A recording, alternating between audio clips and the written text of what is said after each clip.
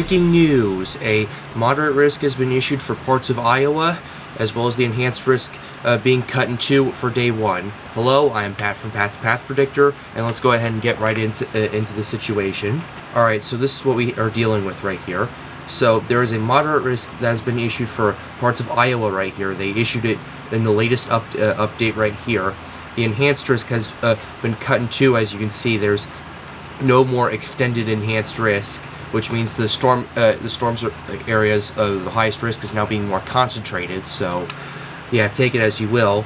The moderate risk includes cities like Ames, Iowa, where Iowa State University is, Mason City, Fort Dodge, Leeward, and Boone, Iowa.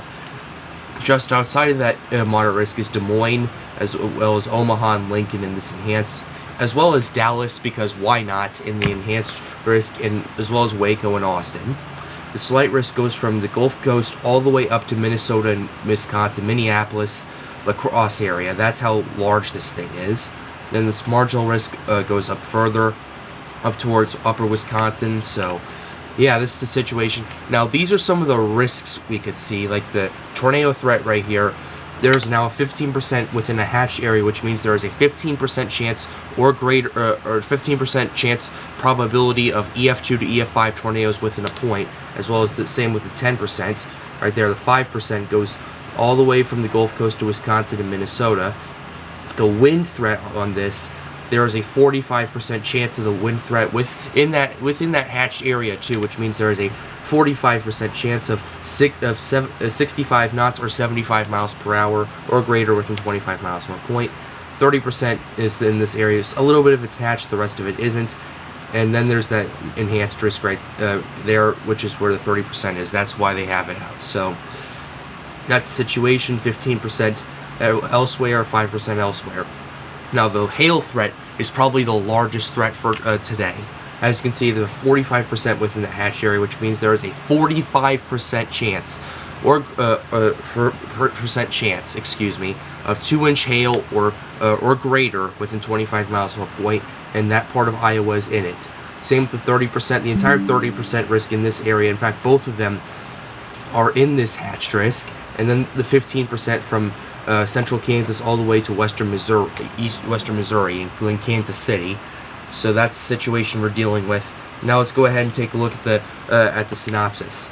There is a moderate risk for severe thunderstorms across west central, north central Iowa. There's an enhanced risk of severe thunderstorms across the central plains, and as well as in north central Texas. A summary. Scattered severe thunderstorms capable of producing very large hail, damaging winds, or tornadoes are expected late this afternoon and through a broad portion of the south central plains into the Mississippi Valley. Some of these tornadoes could be strong. Central plains in the mid-Missouri and upper Midwest.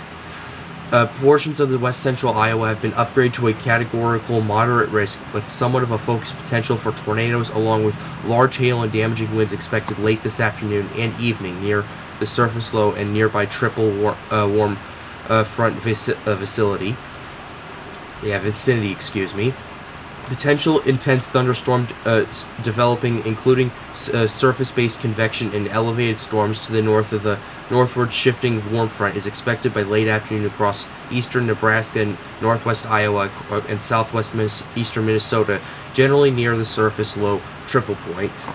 The moisture return across the warm sector will be relatively modest, generally upper 50s, lower 60s dew points, but will be sufficient for the development of moderate buoyancy due to the presence of steep mid-level lapse rates and relatively cool temperatures aloft. Wind profiles will be quite favorable for supercells near the triple point and in the vicinity of the warm front, which with very strong deep layer shear and enlarged low-level hydrographs. Any discrete supercells that develop within this regime will be capable of all severe hazards, including the potential for strong tornadoes and very large hail. Later this evening, a more widespread southward spiritual expanding convection is expected along the eastward surging cold front, resulting in the increasing damaging wind threat for the evening. Damaging winds aside, a tornado threat will also exist in any embedded circulations within the line of frontal convection at any robust magnitude of the low level winds. Okay, this just updated. Upwards of 60 to 70 knots in the lowest 2 to 3 kilometers AGL. Overall, the storm vicinity will tend to diminish by early in the overnight. So that's the situation. Also, I want to show you one of the models real quickly of this thing going on. I'm going to show you the HER model. So this is the HER model.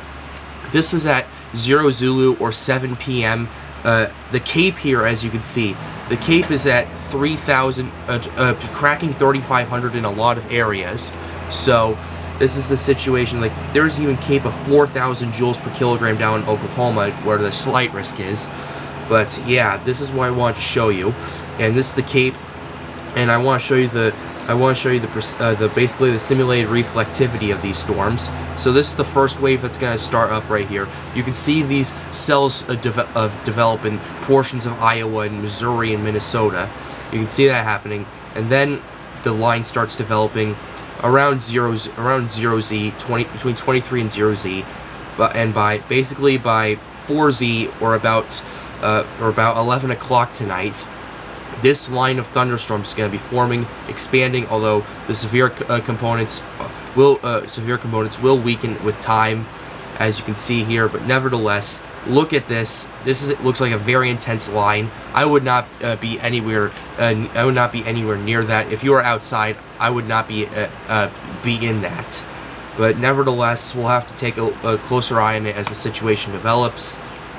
Now let's go ahead and move over to central North Texas and the lower Mississippi Valley.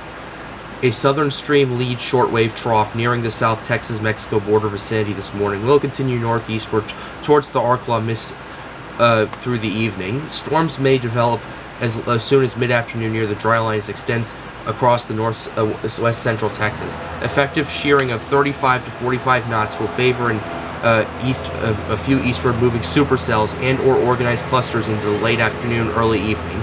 Moderate to strong buoyancy and steep mid-level lapse rates will support the threat of any very large hail and severe wind gusts with the strongest cells and clusters. Any supercells that can persist into the richer, lower moisture east of the dry line may also pose some tornado threat. In addition, somewhat separate corridor of potentially severe storms are possible this afternoon and evening further east across East Texas and Louisiana and southern Arkansas.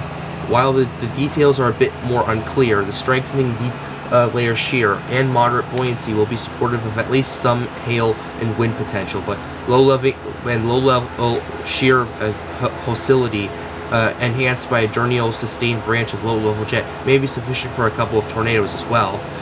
So those are the two biggest risks right here, down Texas as well as in Iowa, Missouri, Kansas, Nebraska, Minnesota, that area.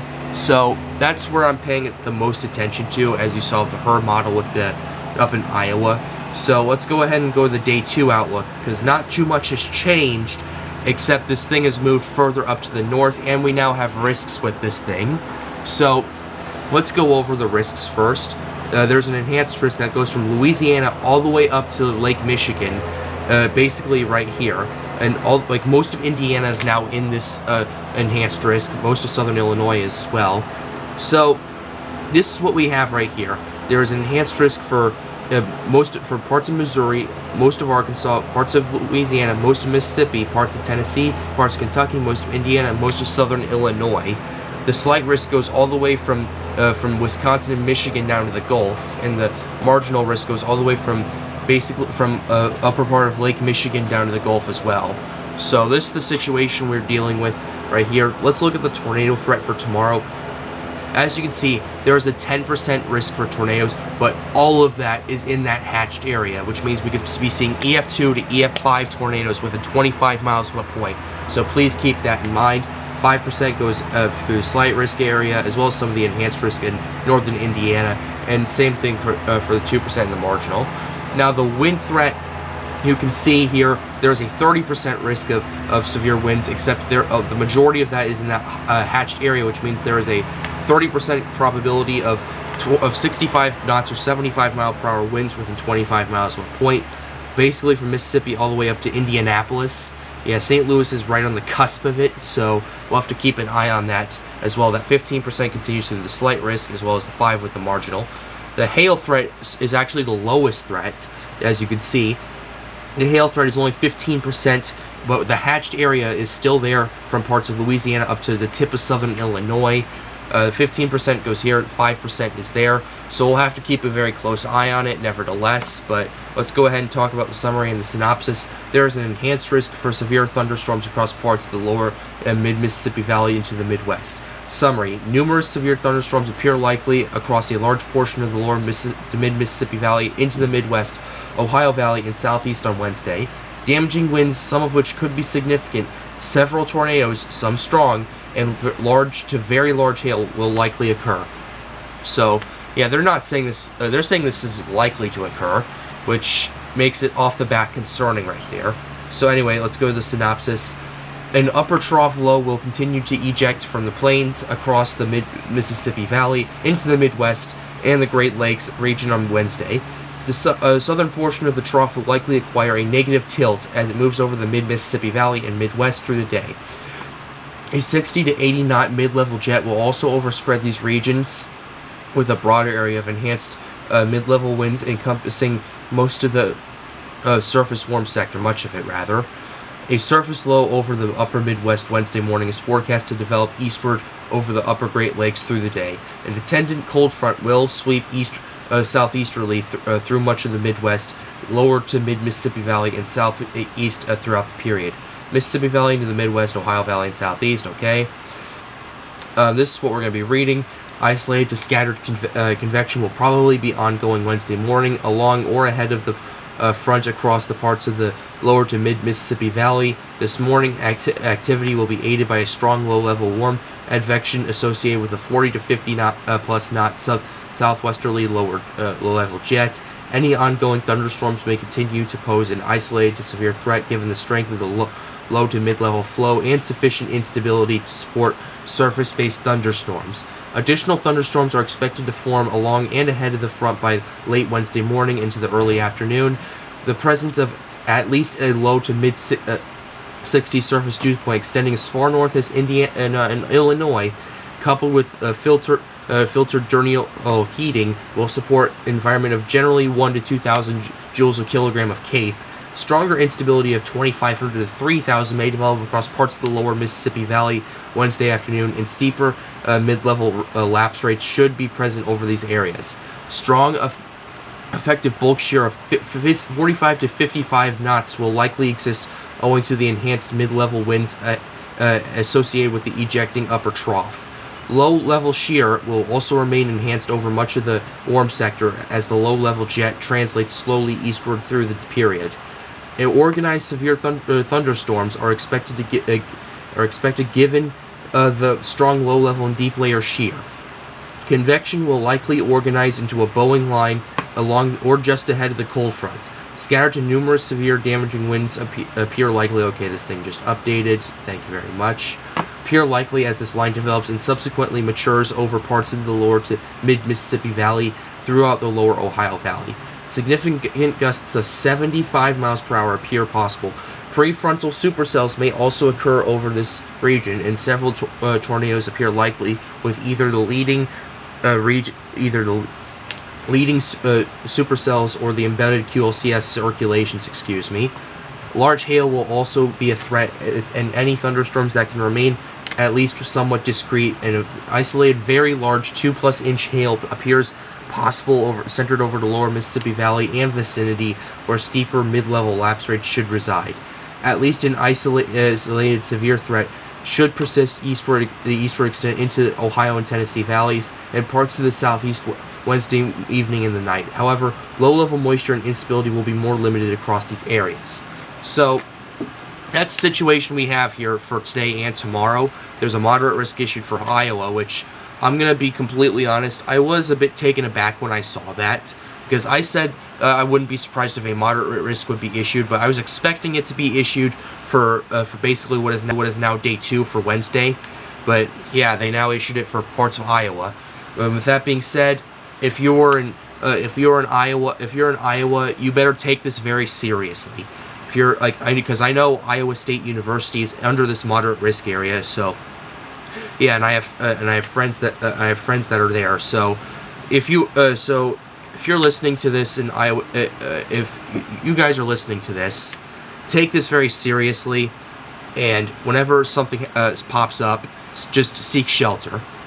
That's basically the only advice I can really give, because anything can happen at this point. With that being said, though, I'm going to wrap up this video. I hope you guys enjoyed it. Be sure to leave a like, subscribe to the channel if you are new. It helps me out and helps me make more videos like these. It also helps inform more of the public about what's going on with these things. And also, at least I hope it gets them more engaged with the weather. And with that being said, guys, have a wonderful day. Stay safe.